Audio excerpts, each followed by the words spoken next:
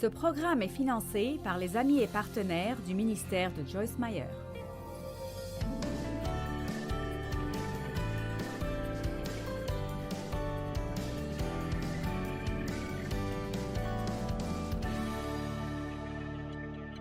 Il est temps de quitter la barrière. Je leur ai demandé de me construire une barrière pour que je puisse monter ici et prêcher, et j'espère ne pas tomber. Donc, ici, nous avons le royaume de Dieu, et ici, nous avons le monde. Et tôt ou tard, vous devrez décider où vous allez vous tenir. Nous ne pouvons pas être dans le royaume dimanche, et puis dans le monde lundi. Nous devons prendre la décision que si nous voulons être chrétiens, nous allons agir comme des chrétiens tout le temps. Pas juste quand nous sommes avec nos amis chrétiens. On appelle ça le compromis. Et le monde en est plein aujourd'hui. Mais il n'y a rien dans la Bible qui l'encourage ou qui l'approuve. Et le compromis veut dire aller juste un petit peu en dessous de ce que vous savez être juste.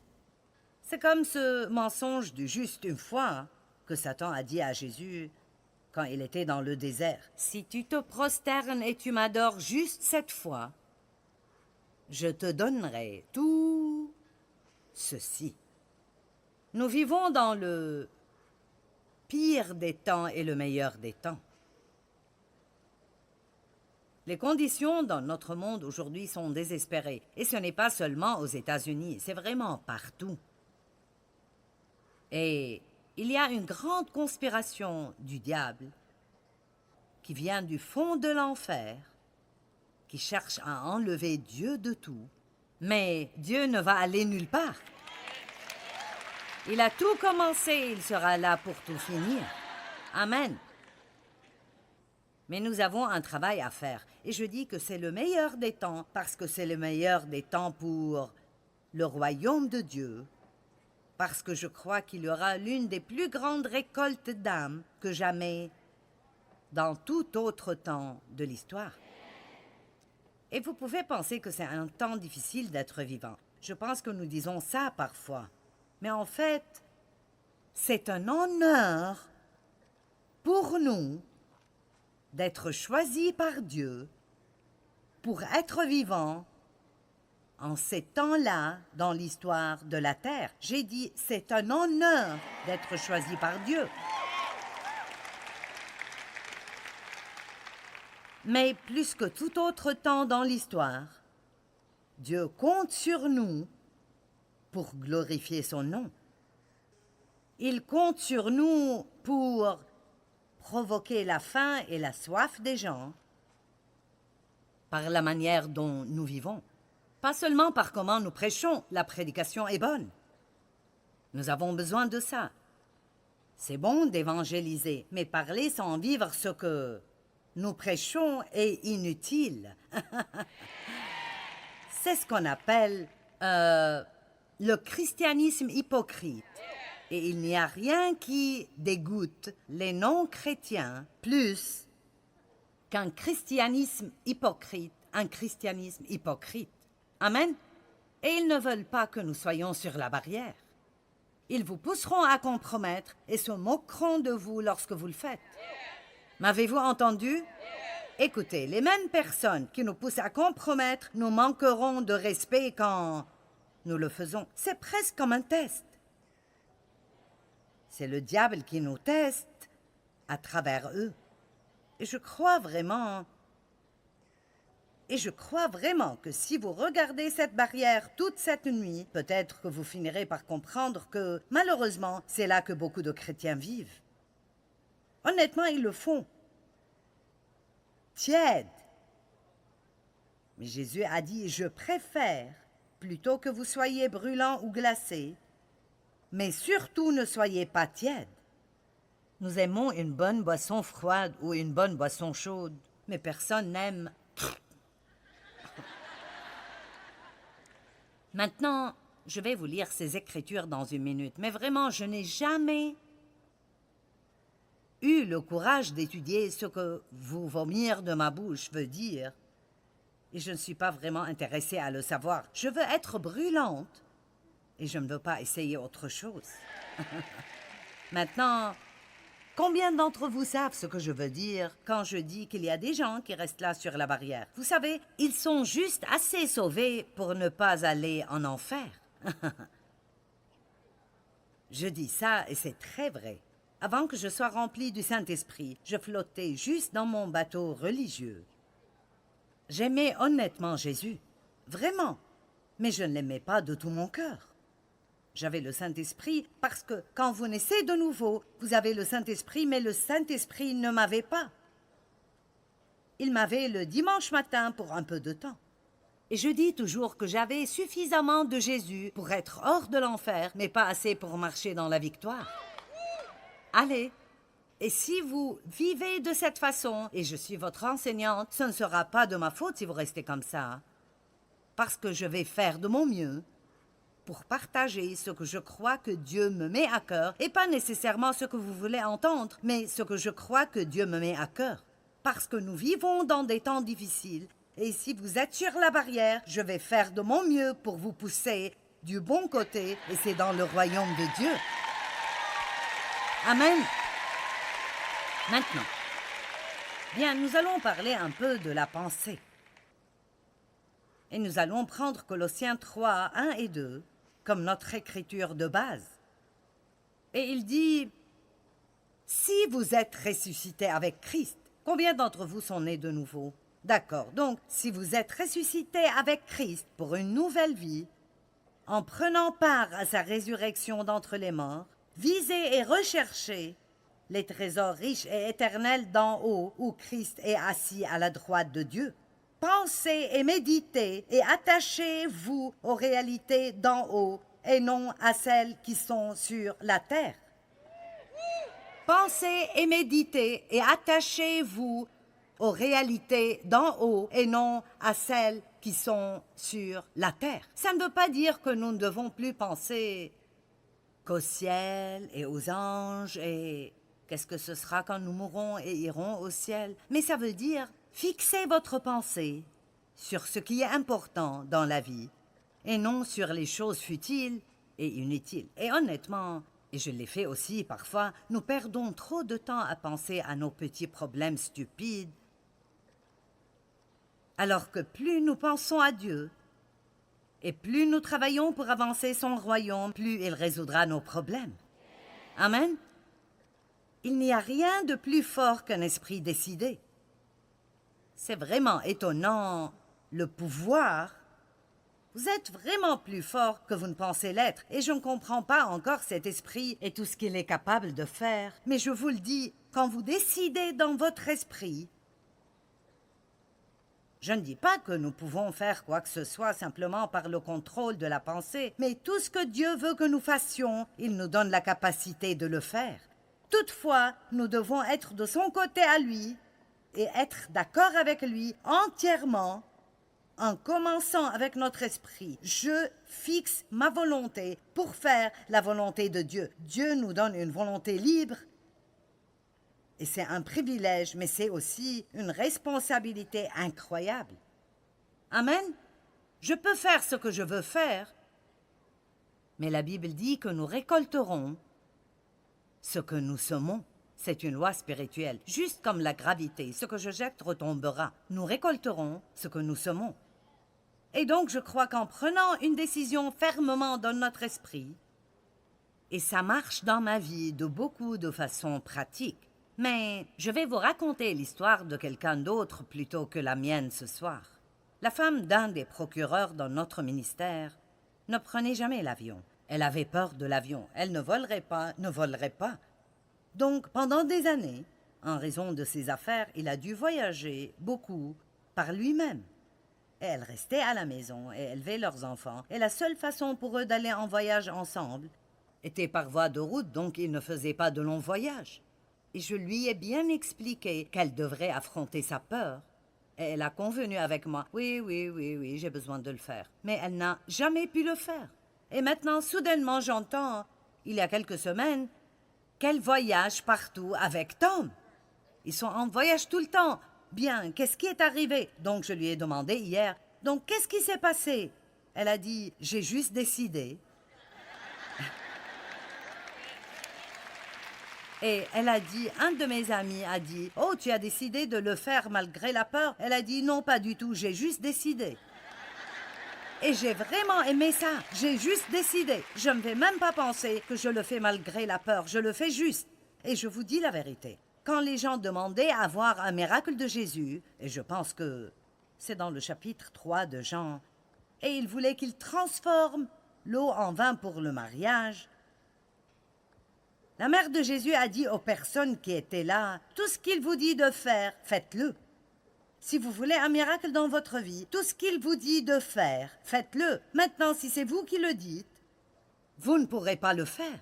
Mais si lui vous le dit, tout ce que Dieu vous dit de faire, il vous donne le pouvoir de le faire si vous êtes prêt à décider dans votre esprit et à rester centré sur les choses d'en haut. Nous pouvons nous éviter beaucoup de peine si nous prenons une décision. Dave aime le sport et aime particulièrement jouer au golf. Et j'ai dit à Dave un jour, as-tu jamais pensé à combien ce sera dur pour toi quand tu arriveras au point où tu n'arriveras plus à jouer au golf? Il a dit, oh, j'ai déjà pensé à tout cela. J'ai pris la décision que je serais juste bien. La plupart penseraient, oh, je ne sais pas ce que je vais faire quand mes enfants vont quitter. Je suis devenue âgée maintenant et je ne pense pas que je serai capable de faire quoi que ce soit. J'ai 70 ans, vous savez. Oh, malheur à moi, oh, mon âme. 10 000 raisons de grogner et gémir. Amen. Et donc, il pourrait penser, vous savez, peut-être qu'il a une petite douleur et il dit, oh, qu'est-ce que je vais faire? Récemment, il s'est étiré un muscle dans le dos en essayant de jouer au golf et donc pour 1 mois ou 2, il sortait pour jouer au golf et il ratait son jeu. Et différentes choses arrivent, et il est toujours « ça va aller mieux, ça va aller mieux, ça va aller mieux ». Mais voyez, il a déjà pris sa décision. Il a décidé déjà dans son esprit que si ces circonstances changent, il ne va pas être misérable. Il a déjà décidé dans son esprit, et certains d'entre vous ont besoin de prendre une décision aujourd'hui concernant certaines choses dans votre vie et certaines choses que vous pensez peuvent arriver dans votre avenir et vous ressentez déjà la peur à leur propos. Vous devez dire maintenant, je suis plus fort que je ne le pensais et quoi que soit ce qui va arriver, je peux faire tout ce que je dois faire par le Christ qui me fortifie. Vous savez, nous pensons juste trop. Et il y a encore quelque chose en particulier que je veux que nous prenions une décision à son propos, et j'ai déjà pris une décision dans mon esprit au sujet de cela. Vous savez, prenez le temps d'avoir une réunion avec vous-même. Fixez-vous un rendez-vous et dites, mon âme, viens et discutons. Et j'ai pensé à ce qui se passe dans le monde, et juste beaucoup de choses qui sont en train d'être menacées. Vous savez, le temps vient où certaines lois seront mises en place sur ce que nous pouvons prêcher. Nous ne savons pas pour sûr qu'est-ce qui va arriver, mais je pense que nous devons décider à l'avance que nous sommes ici pour servir Dieu et pas les hommes. Je vais dire certaines choses que vous allez comprendre très rapidement. Le gouvernement ne nous dit pas ce qu'il faut croire et ce qu'il ne faut pas croire. Dieu nous le dit. Amen. Et chacun d'entre nous devrait prendre une décision à propos de cela. Le gouvernement n'est pas Dieu. Dieu est Dieu. Et je me fiche de si c'est cette nation, ou si c'est l'Afrique, l'Inde, ou l'Europe, ou où que ce soit. Dieu est Dieu.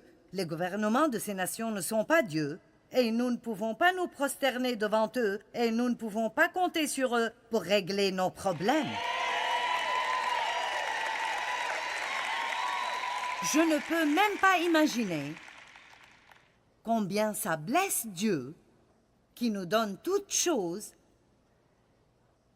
quand nous regardons loin de lui à d'autres institutions pour prendre soin de nous et résoudre nos problèmes.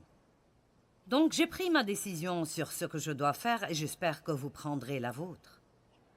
Qu'arriverait-il si vous avez un emploi et que le patron veut que vous mentiez de manière régulière?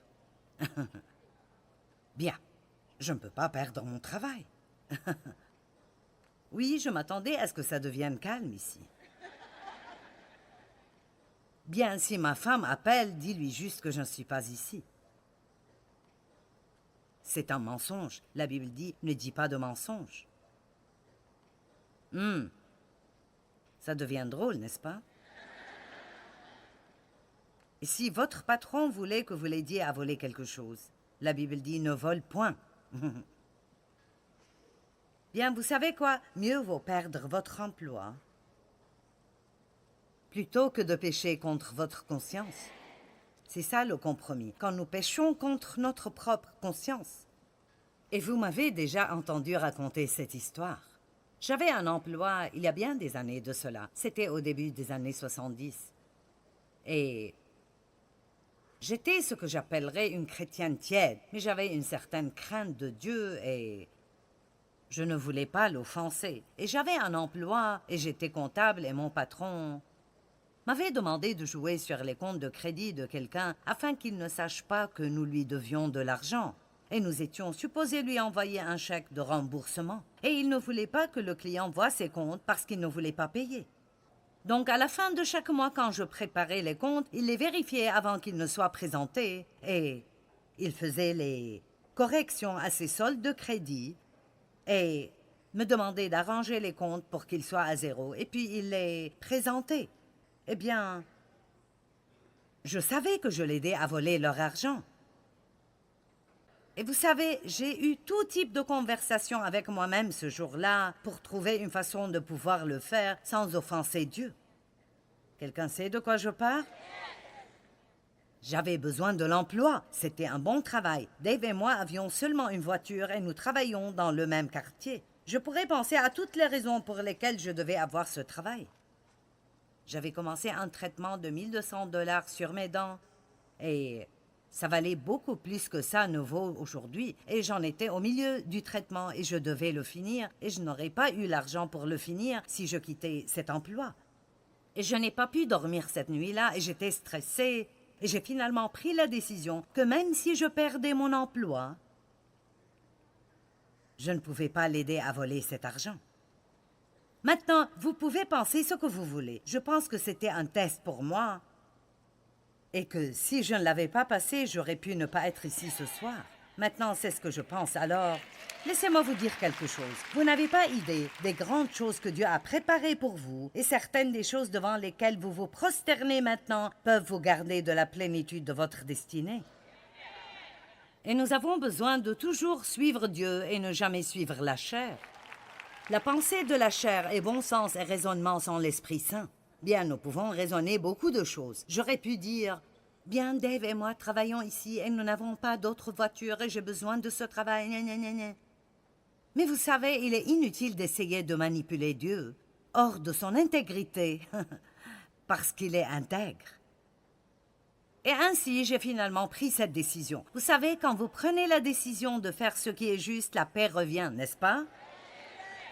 Et je sais qu'avec le nombre de personnes ici présentes, et ceux qui nous regardent à la télévision et dans le monde entier, je sais qu'il y a des personnes qui sont en conflit intérieurement, maintenant, et vous êtes en train de raisonner et raisonner sur pourquoi ce serait acceptable de le faire. Bien, tout le monde le fait et Dieu s'en fout de ce que tout le monde fait. Il vous parle à vous. Et si vous êtes la seule personne qui se lèvera et brillera pour le Christ sur la terre, je vous défie ce soir de briller. Amen. Et il y a un petit truc qu'ils veulent que vous fassiez, #briller. Et pas alors que je prêche, mais cette nuit après que j'ai fini, si vous avez pris votre décision. Si vous avez pris votre décision, que vous allez briller plus fort que jamais pour Jésus, Alors, hashtag briller et laisser le monde savoir, je prends position. Je ne vais pas faire de compromis, je ne vais pas être tiède, je ne reste pas sur la barrière, je vais briller. Parce que nous sommes la lumière du monde. Amen. Donc je suis allée chez mon patron juif le lendemain matin, je suis arrivée très tôt et j'ai dit, vous savez, je suis chrétienne. Ce n'est pas que je pensais que cela l'impressionnerait. Et je tremblais tellement, j'étais si effrayée. J'ai dit, je suis chrétienne et je ne peux pas jouer avec les contes parce que je sens que je serais en train de vous aider à voler. Nous n'avons pas la même croyance et je serais allée contre ma conscience si je le faisais. Je ne veux pas perdre mon travail, mais je ne peux pas faire ceci.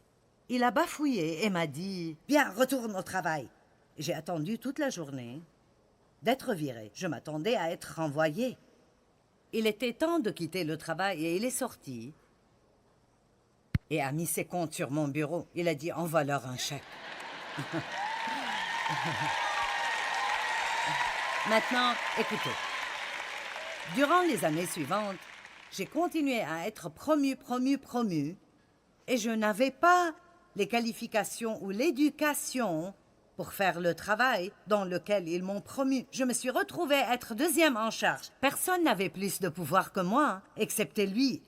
Et ça revient au fait que même s'il n'était pas d'accord avec ma chrétienté, il me respectait parce que j'ai pris position pour ce qui était juste. Maintenant, le revers de la monnaie est que nous connaissons des gens qui, eux aussi, ont pris position. Et j'appelle des personnes ce soir à prendre position. Et si cela ne signifie rien pour vous ce soir, ça va signifier quelque chose pour vous dans le futur. Parce que le temps viendra où nous aurons à prendre des décisions. Nous aurons à prendre la décision de sortir d'une relation. Nous aurons à prendre la décision de nous trouver de nouveaux amis. Nous aurons à prendre la décision de nous comporter d'une manière différente de celle que nous avons, ne pas aller à certains endroits où nous allons et prendre la décision que nous serons forts. Non pas nous comporter en chrétiens odieux, mais prendre position pour ce que vous croyez et rester forts. Amen. Et vous savez quoi? Vous voulez faire ça. Vraiment, vous voulez faire ça. Ce n'est pas un message décourageant pour vous. Vous voulez faire cela, mais parfois nous avons besoin de quelqu'un qui nous pousse loin de la barrière et dise, vous savez quoi? Faites cela dans votre coin du monde, même s'il n'y a personne d'autre qui le fait. Et moi aussi, je le ferai dans mon coin du monde. Et peut-être que vous devriez le faire dans votre famille et vous pensez que vous êtes tout seul. Mais vraiment, nous sommes partout, tous ensemble. Et nous sommes une grande famille. Amen. Je vais vous dire quelque chose. Je me sens embarrassée pour Dieu. La façon dont les gens parlent et les choses qu'ils disent de lui, le langage que les gens utilisent aujourd'hui et la rudesse. Et parfois, je sens comme si je devais protéger Dieu. Ce qui est bien sûr insensé, mais je pense qu'il veut que tout le monde ait cette attitude, que nous avons besoin de protéger la réputation de Dieu. Savez-vous que la réputation du christianisme dans le monde n'est pas tellement bonne? Et cela se reflète sur le Seigneur. Et il est temps pour nous de quitter la barrière. Il est temps pour nous de prendre la décision que nous allons prendre position et briller intensément. Vous devez prendre cette décision. Ne faites pas de compromis. Descendez de la barrière, brillez pour Jésus et décidez-vous de faire la volonté de Dieu.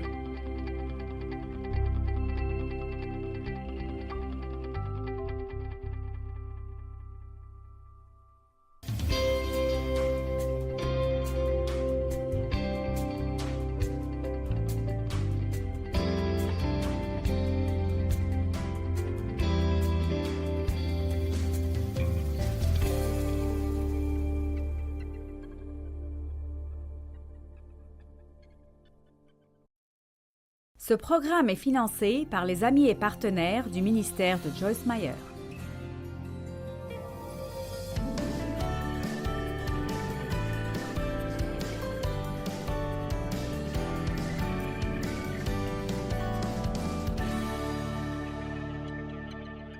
L'Apocalypse 3:15. On va commencer avec les bons versets. Commençons juste avec les malheurs tout de suite. Verset 15. Je connais tes œuvres et tout ce que tu fais. Dites à la personne à côté de vous, Dieu sait tout ce que tu fais.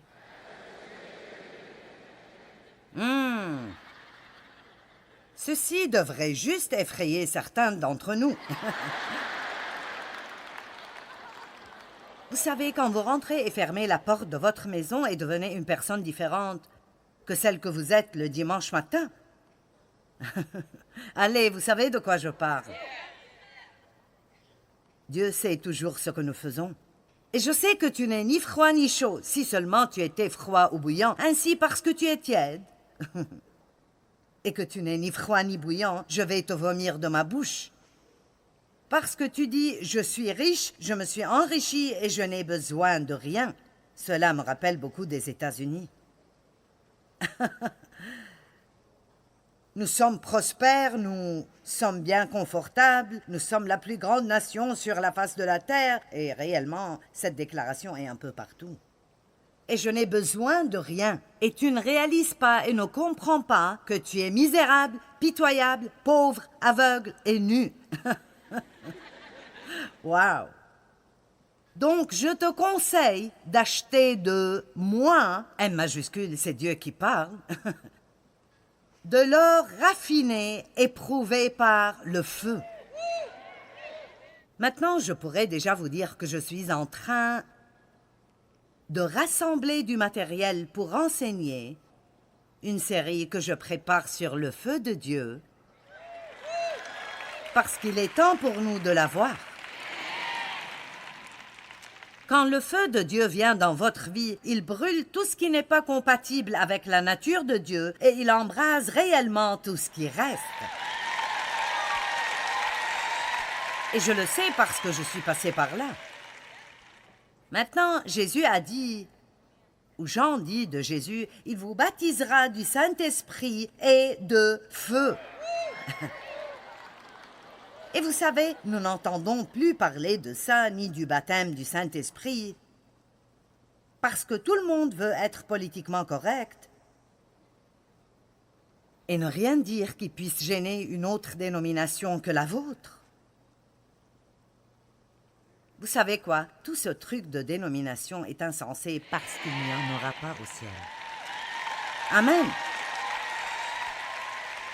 C'est juste insensé.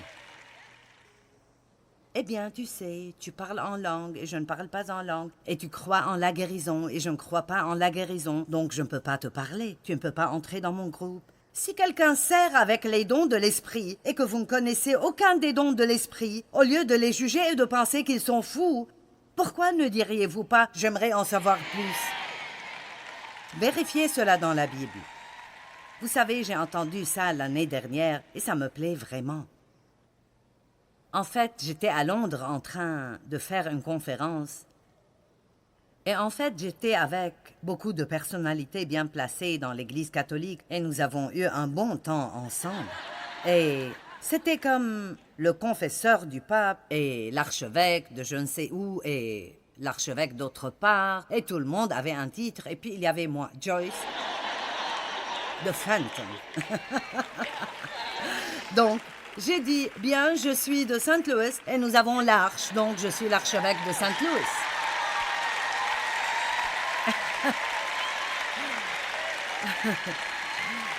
C'est ce que j'ai dit à la foule, donc je suis maintenant l'archevêque de Saint Louis.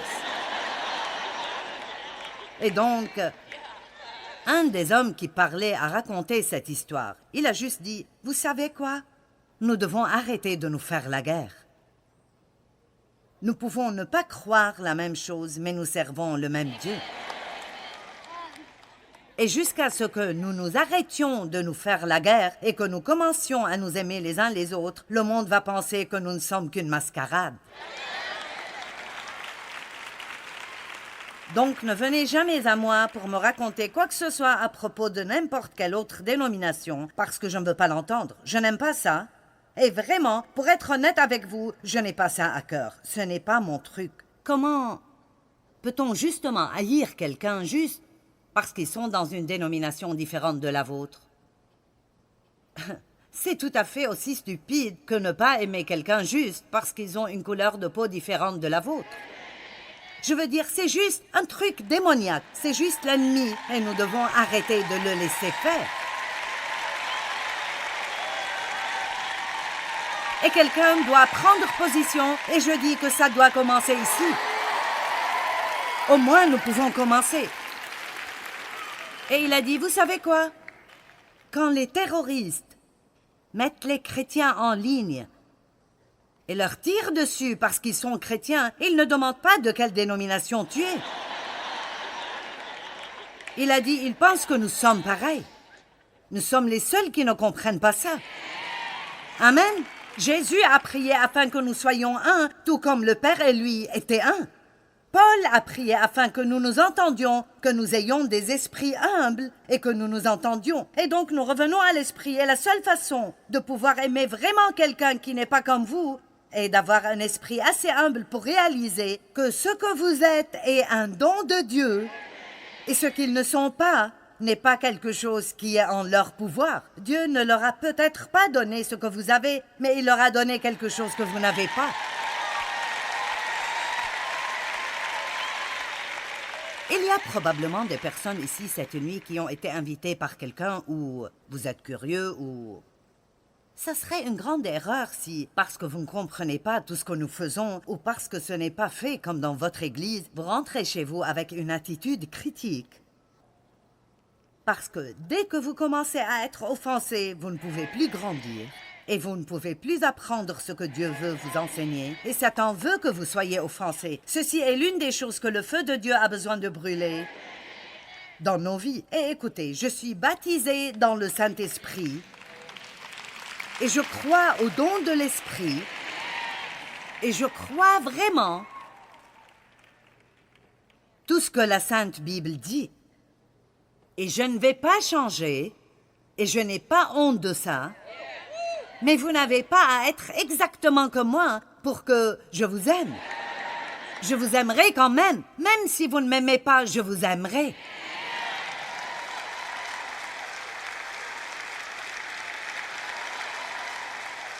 Et je n'ai pas seulement été baptisée par le Saint-Esprit, mais j'ai aussi été baptisée de feu. Je ne savais pas que j'allais avoir ça. Je pense que nous pensons « Oh oui, je veux être remplie du Saint-Esprit. » Oui. Quelle que soit la raison. Et certains d'entre vous ne savent même pas de quoi je parle.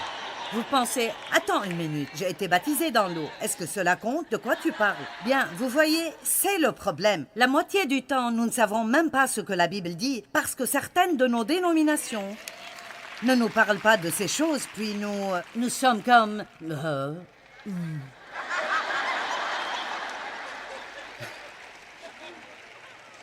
Je me souviens que quand j'ai été remplie du Saint-Esprit, on m'a demandé de quitter mon église. Et vous savez ce qu'ils m'ont dit? Ils ont dit, nous ne pouvons pas nier que ce qui t'est arrivé est dans la Bible, mais ça ne fait pas partie de notre doctrine. C'est la chose la plus pathétique que j'ai jamais vue. Et il vaut mieux aller avec Dieu et non avec la doctrine. Amen. Je prends trop longtemps avec mon introduction, donc venez demain pour la deuxième partie. Et 3 ou 4 semaines après avoir été baptisé dans le Saint-Esprit, le feu de Dieu m'a frappé. Et vous dites, qu'est-ce que tu veux dire par là? Je veux dire, Dieu a commencé à travailler en moi. Et ce n'était pas des choses que je voulais qu'il fasse. Je n'arrivais pas à l'arrêter. Et si vous voulez aller tout le chemin avec Dieu, et je veux vous demander ce soir, y a-t-il quelqu'un ici qui veut aller tout le chemin avec Dieu, ou voulez-vous rester sur cette barrière stupide? Il est temps de vous éloigner de cette barrière et de décider où vous allez vous tenir. Nous n'avons pas besoin de chuchoter quand nous parlons de Dieu. N'agissons pas comme des idiots, mais n'agissons pas non plus comme si nous avions honte du Dieu que nous servons. Il est temps. Il est temps pour nous de briller. Et certains d'entre vous sont vraiment tiraillés parce que vous savez que ça va demander quelques grandes décisions de votre part. Mais laissez-moi vous dire, il y a tellement de vies bordéliques dans le corps du Christ. Et disons que ce n'est personne d'entre vous, mais peut-être que c'est quelqu'un qui nous regarde à la télé.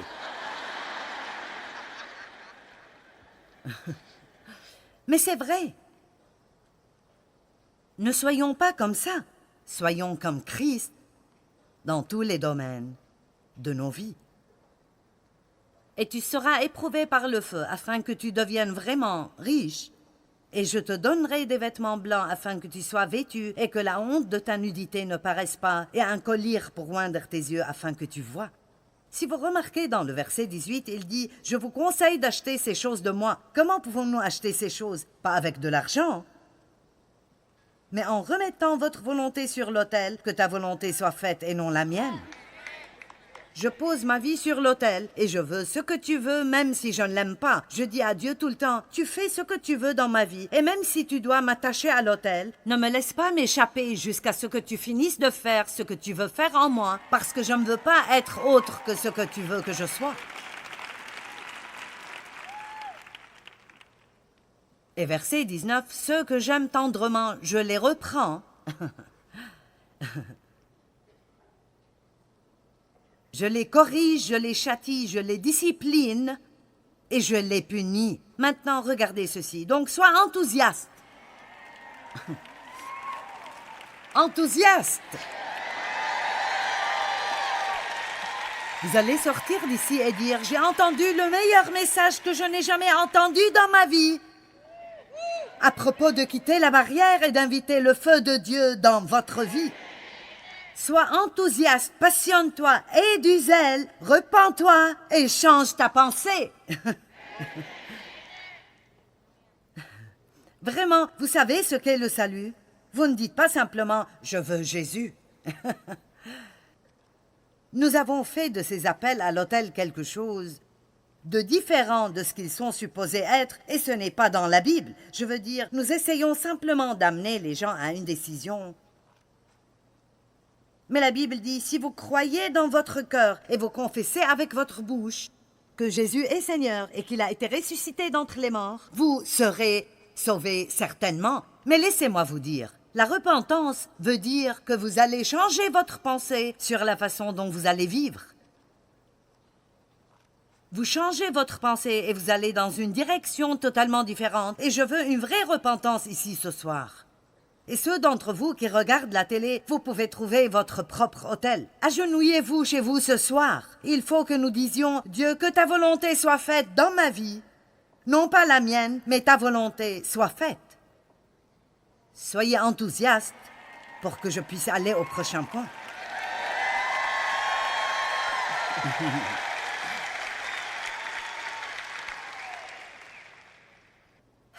2 Timothée 3, 1 à 5. Mais sache que dans les derniers jours, il y aura des temps difficiles, des temps qu'il sera difficile de supporter, des temps fâcheux, des temps fâcheux. Laissez-moi vous dire que nous vivons des temps fâcheux,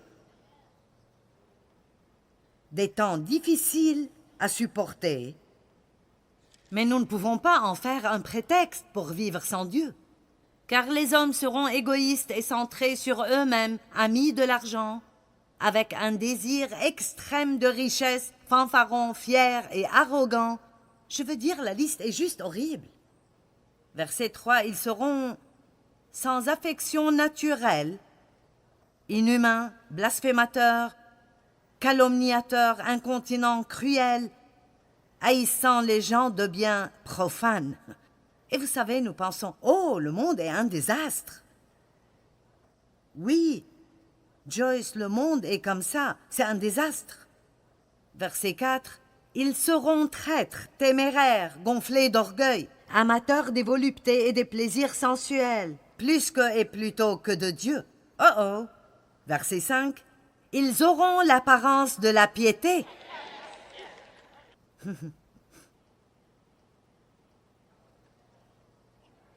Vous pensez qu'il parle de certains chrétiens?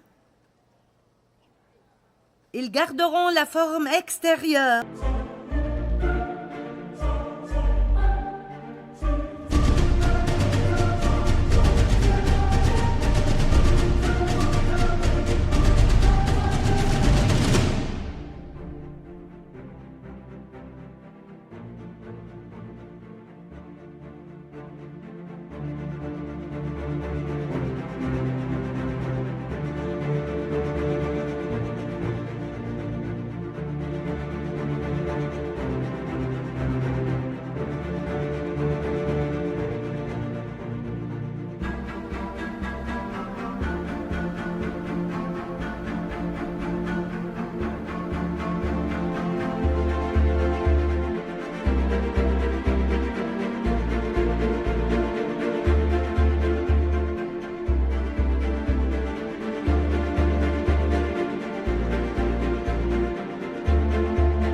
De la piété, mais ils en renieront et en rejetteront la puissance.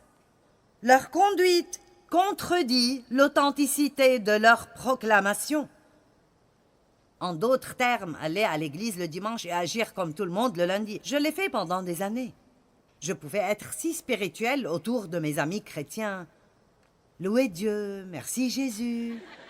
Alléluia, gloire à Dieu. Nous apportons le sacrifice de louange. Mais je ne faisais aucun sacrifice à la maison. S'il y avait 2 morceaux de viande sur le plat, je prenais le meilleur et je donnais à Dave le pire.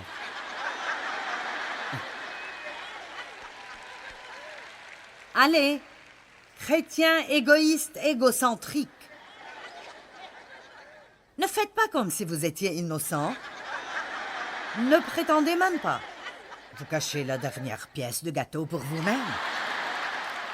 Et puis dire à tout le monde que vous ne mangez pas de dessert. Chrétien menteur.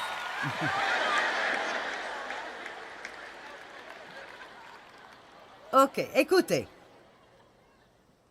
Voici ce qui se passe. Nous sommes supposés être des lumières. Mais si j'ai de la boue sur mon ampoule...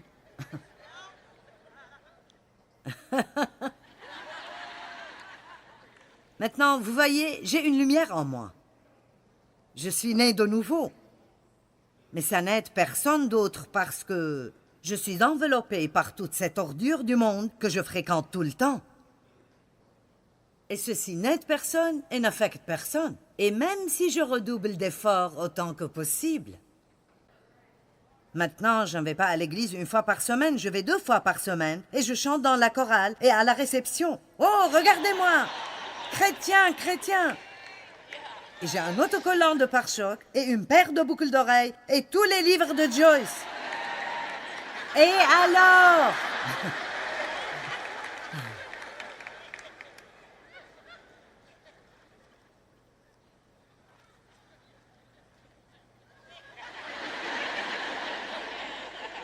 Je vais vraiment essayer. Je vais vraiment essayer. Mais que se passe-t-il si vous invitez le feu de Dieu dans votre vie?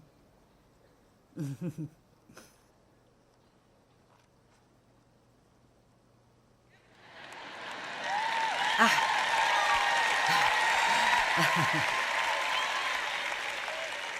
Et vous savez, ça commence par un petit feu, un peu plus de lumière. Un peu plus de feu, un peu plus de lumière. Un peu plus de feu, un peu plus de lumière.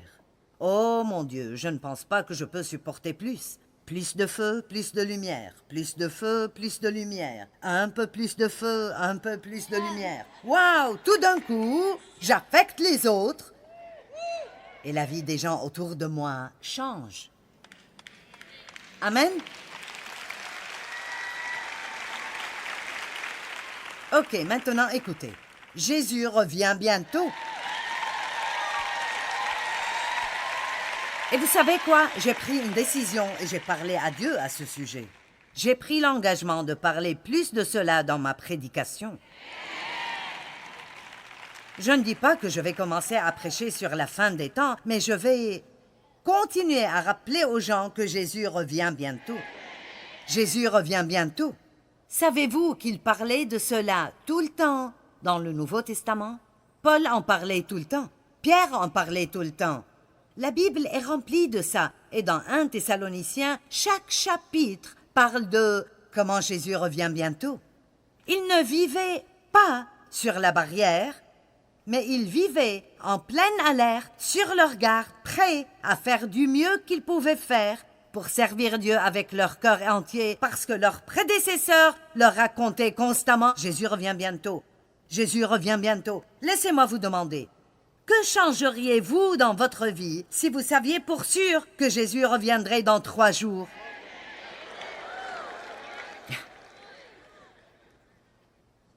Je me suis posé cette question la semaine dernière. Et il n'y avait qu'une seule chose que j'ai pensé que je devrais changer. Et je ne vous dis pas ça pour vous impressionner, je vous le dis parce que j'ai eu le feu de Dieu dans ma vie. Et laissez-moi vous dire, ce n'est pas facile, mais ça en vaut la peine. J'ai dû laisser beaucoup de choses et passer beaucoup de temps seul.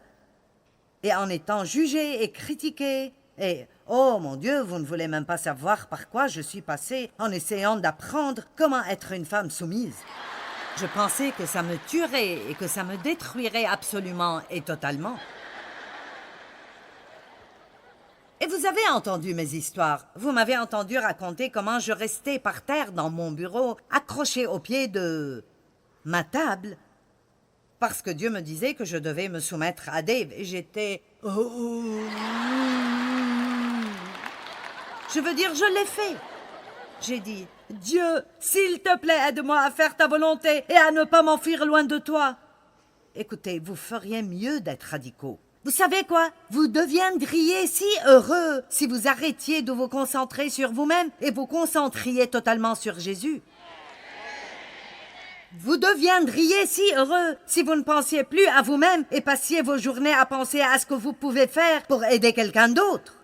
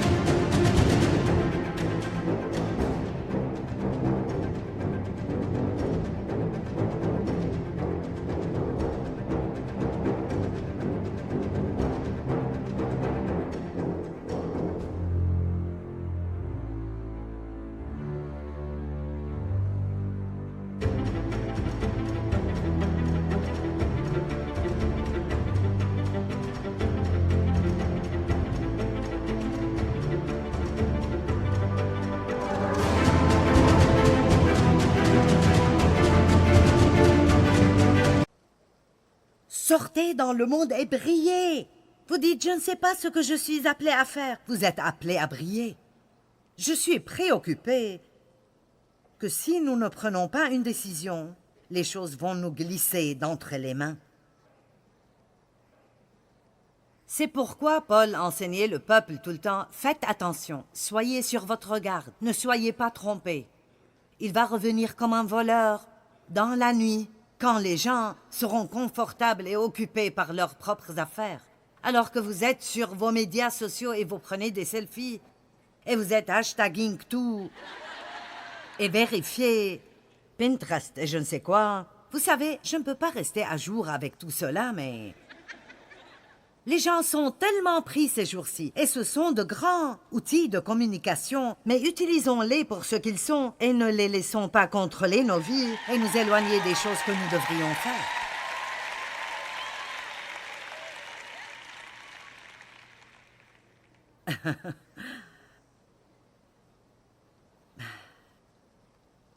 Marc 13, 31.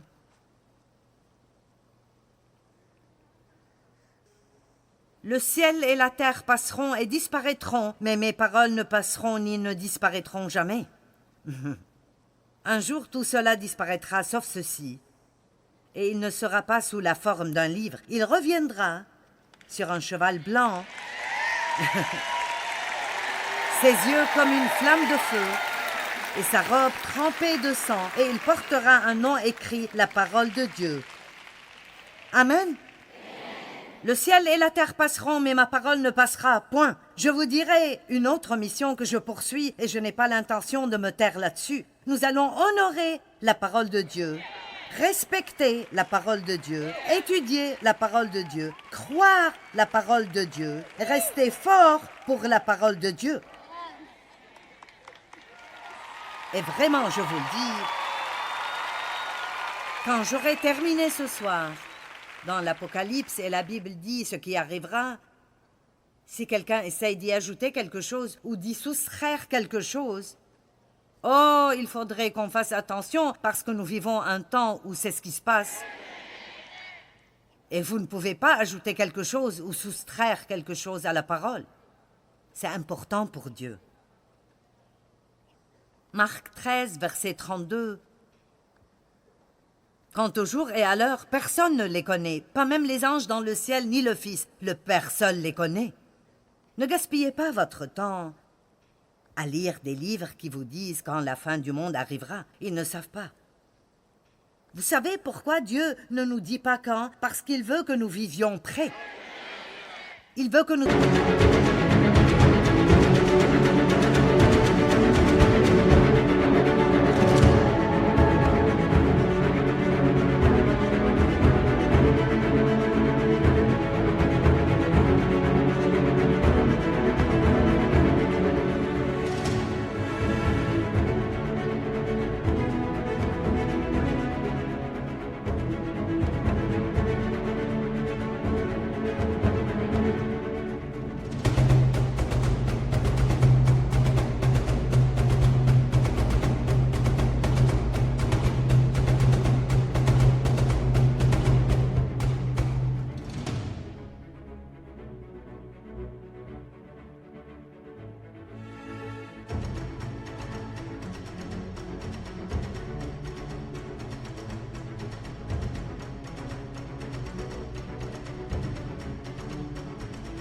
Soyons prêts tout le temps. Nous devons être prêts tous les jours et ne pas penser « Oh, il revient le 30 septembre, maintenant j'ai 12 jours de plus pour me préparer. »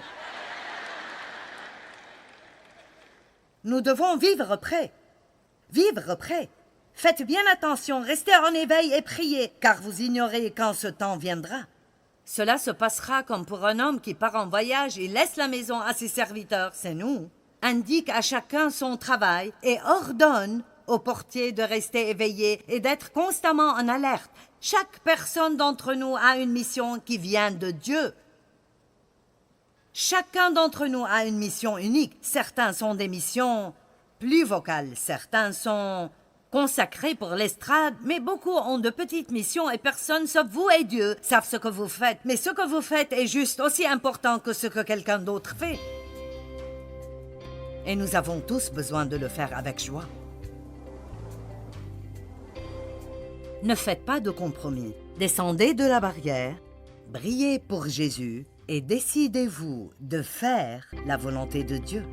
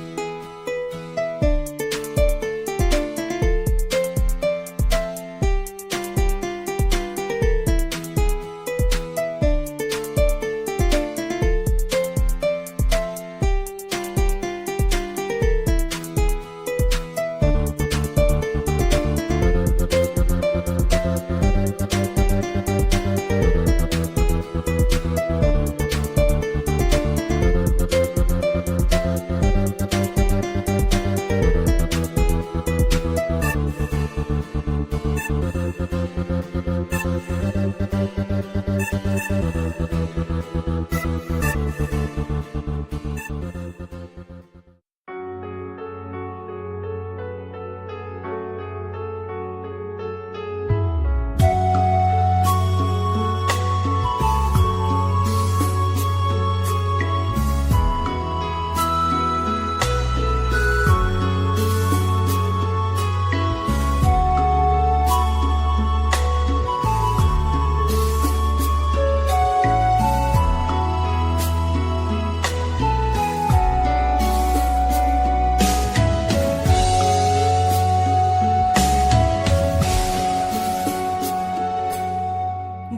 khắp phương trời vẫn nhớ tới quê hương,